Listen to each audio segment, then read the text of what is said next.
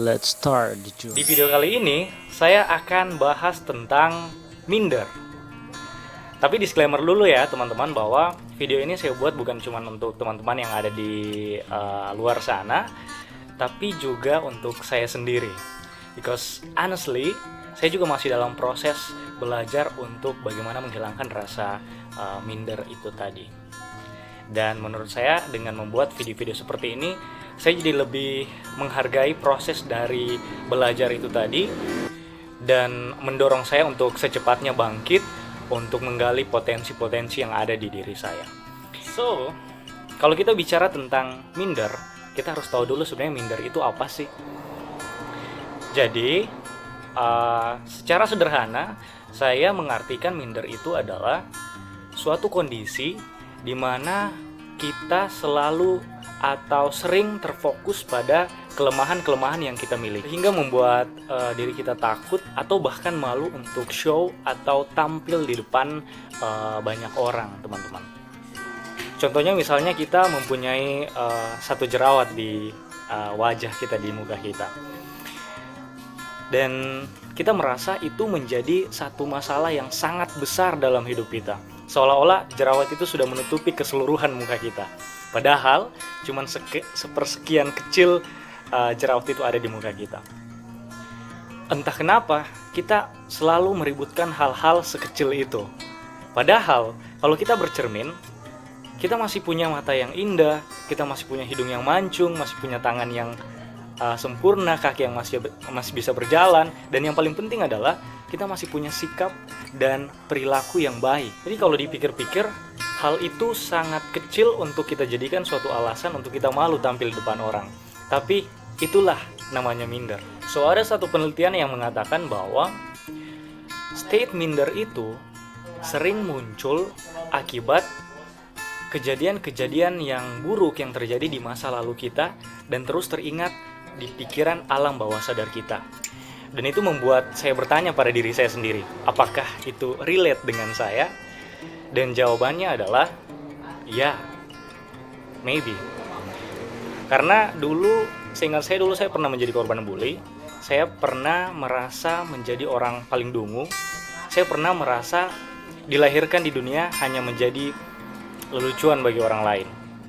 Tapi jauh sebelum saya membuat video ini, sebenarnya saya sudah mencoba survive, keluar dari comfort zone, mencoba untuk merubah persepsi orang tentang siapa saya. Dan hasilnya, sekarang orang lebih menerima keberadaan saya, lebih menghargai saya, karena saya sudah berani tampil di depan banyak orang, saya belajar dengan giat, dan saya seolah menetapkan standar untuk bagaimana seharusnya orang menilai saya. Lalu, pertanyaannya, apa yang membuat saya minder sekarang? Jadi karena standar yang tinggi tadi, yang membuat orang menjadi lebih percaya kepada saya. Saya dipercaya menjadi delegasi ini, delegasi itu, jadi ketua, jadi perwakilan teman-teman untuk speech. Yang membuat saya kadang-kadang kewalahan dan merasa bahwa kayaknya kemampuan saya belum sampai situ deh.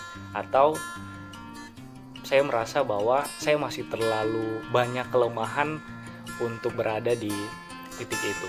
Akhirnya saya menolaknya, dan setelahnya saya menjadi menyesal karena saya sudah membuang-buang kesempatan. Saya membuang-buang sesuatu yang harusnya saya jadikan sebagai pengalaman, pembelajaran, dan membuat progres pada diri saya, tentunya ke arah yang lebih baik. So, dari sini saya belajar bahwa hidup ini bukan cuma tentang bagaimana kita bisa merubah persepsi orang tentang kita, tapi seperti layaknya kehidupan, itu akan terus berjalan, dan kedepannya akan banyak sekali tantangan-tantangan yang akan kita hadapi dalam hidup ini. Tergantung sih kalau misalnya hidup kita mau maju, tapi kalau misalnya kita mau stuck sampai di sini atau bahkan mundur, ya terus saja menolak kesempatan-kesempatan yang ada, dan kita tidak akan sadar sampai ketika teman-teman yang atau orang-orang yang berjuang sama-sama dengan kita sudah jauh berada di depan kita. Jadi pada akhirnya standarisasi yang sudah kita buat itu tidak akan kepake karena orientasinya orang bukan lagi ke situ, atau orang sudah menetapkan standar nih untuk kita, itu akan hilang dengan sendirinya karena tadi itu, karena kita menolak kesempatan atau peluang yang sudah ada di depan mata kita. So, kesimpulannya adalah untuk menghilangkan rasa minder tadi itu, kita harus selalu menyiapkan diri kita. Dengan apa?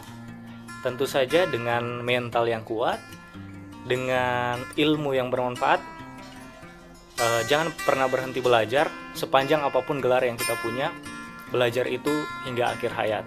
Dan menurut saya, kita harus pandai memahami diri kita, apa yang kita butuhkan, apa yang harusnya kita hindari, dan lebih jauh, apa sebenarnya tujuan kita hidup di dunia. Di masa-masa pandemi seperti sekarang ini, seharusnya kita punya banyak waktu untuk introspeksi diri, untuk melihat kesalahan-kesalahan apa saja yang sudah kita buat, untuk mencari tahu sudah seberapa banyak waktu yang kita buang sia-sia untuk hal-hal yang tidak penting, dan mencoba untuk memulai pola hidup yang baru untuk masa depan yang lebih baik pastinya. Karena ya yang dapat menolong diri kita dari rasa minder itu ya hanya diri kita sendiri. Dengan apa? Dengan meningkatkan kepercayaan diri, meningkatkan skill dan kemampuan, menghargai setiap pencapaian yang sudah kita dapat, kemudian juga bergaul dengan orang-orang yang positif, yang selalu mendorong dan memotivasi kita untuk ke arah yang lebih baik ya. Karena dampak dari minder ini sangat kompleks bagi kehidupan manusia, teman-teman. Bahkan menurut penelitian, minder ini juga bisa menjadi pemicu perceraian dalam rumah tangga. Karena minder ini akan membuat orang lebih sering merasa bad mood, tingginya kadar stres, dan rendahnya tingkat kepuasan hidup dalam pernikahan. Jadi untuk teman-teman, jangan pernah membiarkan rasa minder itu tumbuh dan berkembang dalam diri kita. Jadi terus lakukan afirmasi ke diri kita bahwa kita bisa melakukan hal apapun yang kita mau selagi itu positif. Ya minimal menjadi, kita selalu berprogres untuk menjadi versi terbaik dari diri kita. So I think that's all for this video. Kalau kalian suka dengan video ini, jangan lupa klik subscribe, klik like, share kalau bisa.